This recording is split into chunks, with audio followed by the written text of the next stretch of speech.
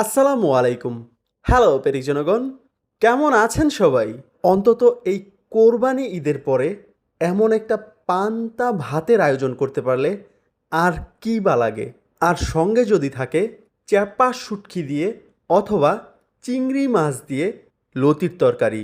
আজকে আমার এই পান্তা ভাতের সঙ্গে চিংড়ি মাছ এবং চ্যাপা শুটকি দুইটাই ছিল, কিন্তু একটি ছিল কচুর লতির সঙ্গে আর অন্যটি ছিল কচি ছোট ডাঁটার সঙ্গে। এই কোরবানির ঈদের পরে আমার মনে হয় এর থেকে বিশেষ কোনো তরকারি হতেই পারে না, কারণ চ্যাপা শুটকি দিয়ে লতির তরকারি এবং ছোট চিংড়ি দিয়ে কচি ডাঁটার তরকারি দুইটাই মাইন্ড রিফ্রেশ করার মতো তরকারি। আপনাদের কার কিসে মাইন্ড রিফ্রেশ হয় আমি জানি না, কিন্তু আমার অল্প একটু ভালো খাবার হইলেই মাইন্ড রিফ্রেশ হয়ে যায়। আর সঙ্গে যদি একটু সাইক্লিং করা যায় তাহলে তো কোনো কথাই নাই। আজকের এই পান্তা ভাতের সঙ্গে আরও ছিল সিলেটিদের অতি পছন্দের মরিচের ভর্তা, যেটা কয়েক মাস যাবৎ আমারও একটা পছন্দের খাবার হয়ে গিয়েছে। এই মরিচের ভর্তার সঙ্গে আরও ছিল আমাদের ময়মনসিংহের মানুষের পছন্দের খাবার চ্যাপা শুটকি ভর্তা। তার সঙ্গে আরেকটি ভর্তাও ছিল, যেটি সর্বকালের সেরা ভর্তা, যেটার নাম না বললেই নয়, সেটি হচ্ছে আলু ভর্তা।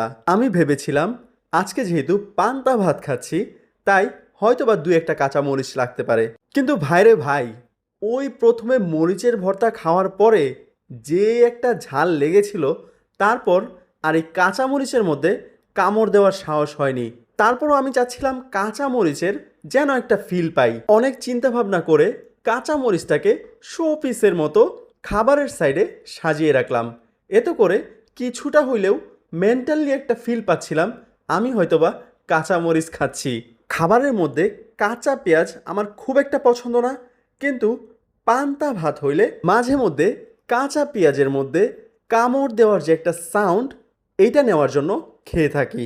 আবার এই টাইপের খাবারগুলোর সঙ্গে কাঁচা পেঁয়াজ না হইলে মনে হয় খুব একটা মানায় না। পান্তা ভাত খাওয়ার সময় এই কাঁচা পেঁয়াজের মতোই আরও একটা অপছন্দের খাবারের আইটেম যোগ করতে হয়, সেটা হচ্ছে কাঁচা লবণ, যেটা এই পান্তা ভাতের মূল একটা আইটেম। আমি এমনিতে লবণ একটু কম খাওয়ার চেষ্টা করি, কিন্তু এই পান্তা ভাতের ক্ষেত্রে লবণ না হইলে মনে হয় একেবারেই বিস্বাদ লাগে। যাই হোক, এই কোরবানি ঈদের পরে আমাকে যদি এই খাবারটা কেউ রেটিং দিতে বলে, আমি এইটাতে 100-তে 100ই দিব। যারা যারা এই কোরবানি ঈদে প্রতিদিন একই ধরনের খাবার খেয়ে একটু বোরিং ফিল করতেছেন, তারা চাইলে এই খাবারটা ট্রাই করে ফেলতে পারেন।